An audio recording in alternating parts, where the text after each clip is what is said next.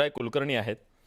शिवरायजी, आक्षेप त्यांचा असा आहे की हे सगळं ते बोलत असताना, ते शास्त्रीय आहेत पण शास्त्रीय कुठलाही आधार नसलेलं ते बोलत असताना शांत राहणं म्हणजे मूकसंमती आहे, अशा प्रकारचा त्यांनी काढलेला तो अर्थ आहे. खरंच असं आहे का? मला तुमचं स्पष्टीकरण हवं आहे. पहिलं माझं मत तर मला मांडू द्या. हां, प्लीज प्लीज. असं आहे की काल जे बागेश्वर शास्त्रींनी किंवा ते बागेश्वर बाबांनी जे काही वक्तव्य केलं ते वक्तव्य अत्यंत चुकीचं आहे. त्यांनी महाराष्ट्राची माफी मागितली पाहिजे, या मताशी मी नाही, सगळे शिवप्रेमी आम्ही सहमत आहोत. मागितलीच पाहिजे, नंबर 1. नंबर 2 की ज्याप्रमाणे सगळ्यांनी इतिहास वाचला, आपण इतिहासाचे अभ्यासक आहोत, थोडंफार इतिहास आपण वाचलाय, अभ्यासक नाही म्हणता येणार पण इतिहास वाचलेला. या सगळ्या इतिहासामध्ये छत्रपती शिवाजी महाराज आणि रामदास स्वामी यांचे संबंध विनाकारणच या पद्धतीने जोडण्याचा केविलवाणा प्रयत्न हा बागेश्वर शास्त्रींनी केलेला आहे.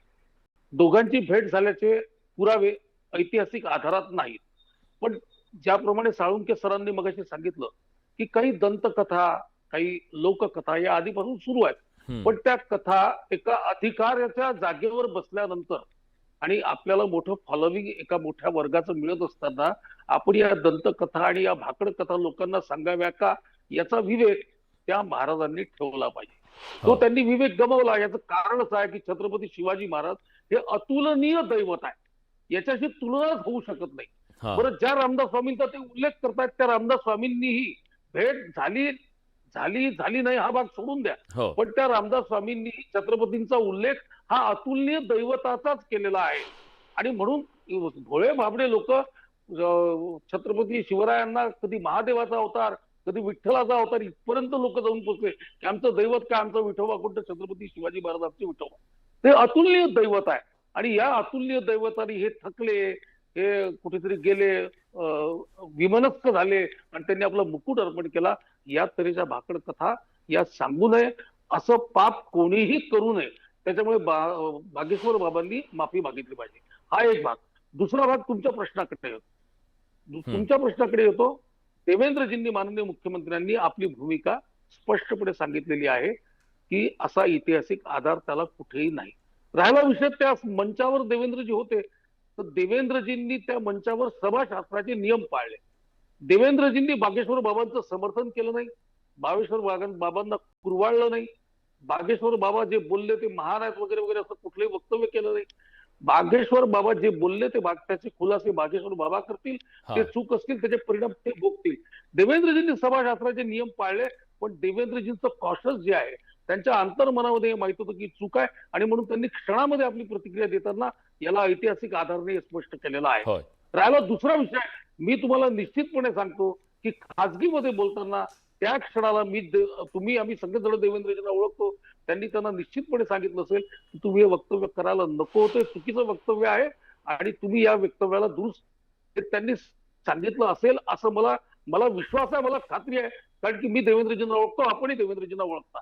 पण देवेंद्रजींनी मंचावर येऊन तिथे सगळेजण काही या स्वभावाचे किंवा त्यांचा तो पॉइंट ऑफ व्ह्यू आहे, त्यांचा तो पॉइंट ऑफ व्ह्यू होता, त्यांनी ते मांडलं म्हणून मी तुम्हाला प्रश्न विचारला. पण एक गोष्ट आहे की त्यांनी स्पष्ट केलं, ऐतिहासिक संदर्भ नाही. जसं त्यांनी त्या व्यासपीठावरून सांगितलं त्याचप्रमाणे त्यांनी भूमिका ऐतिहासिक संदर्भ नाहीये.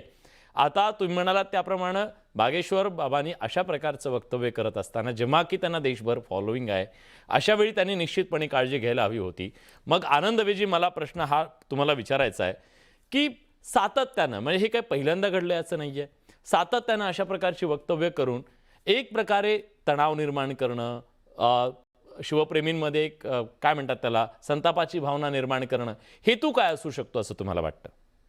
नाही, मुळात त्याला काही हेतू असेल असं मला वाटत नाही. मी मगाशी सुरुवात केली, हा एक नशेबाज मुलगा आहे निव्वळ, त्याच्या पलीकडे बाबा वगैरे काही त्याला आपण म्हणायची गरज नाही.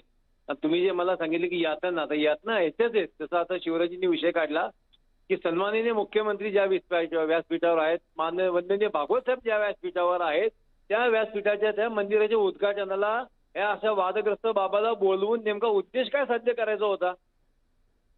कोणत्या लेवलनी हा या दोघांच्या अधिकृत एका लेवलला तरी दिसतोय हा मुलगा? मग त्याला बोलवायचं कारणच काय होतं? आणि मला एक सांगा, सभागृहाचे वगैरे तुम्ही जे आपण म्हणतोय उद्देश पाळले गेले पाहिजे व्यासपीठाचे, उद्या जर कोणी पाकिस्तान जिंदाबाद म्हटलं तरी आपण पूर्ण पाळणार आहे का त्याला? बोलू देणार आहे का आपण त्याला? नाही बोलू देणार. तिथल्या तिथं त्यानंतरच्या भाषणामध्ये असं स्पष्टपणे सांगणं अपेक्षित होतं की बाबा तू चुकलायस मुलगा, असा इतिहासात उल्लेख नाही, असं नम्रतेने सांगितलं असतं तर भागवत साहेब असतील किंवा देवेंद्रजी असतील आणखी मोठे ठरले असते. पण आमचा उद्देश तो की ह्या अशा माननीय व्यक्ती यांच्या व्यासपीठावर त्या मुलाला, नशेबाज मुलाला, ज्यांनी याच्या आधी 100 वेळा अशी विधानं केली आहेत, त्याला बोलून नेमकं काय साधलं पहिलं. दुसरं मला एक म्हणायचं, जेव्हा असे विषय निघतात ना तेव्हा समर्थ रामदास स्वामी आणि शिवाजी महाराज यांचा काही संबंधच आलेला नाही असं पण दाखवण्याचा एक विचार कळत नकळत मांडला जातो. हे सुद्धा अत्यंत चुकीचं आहे.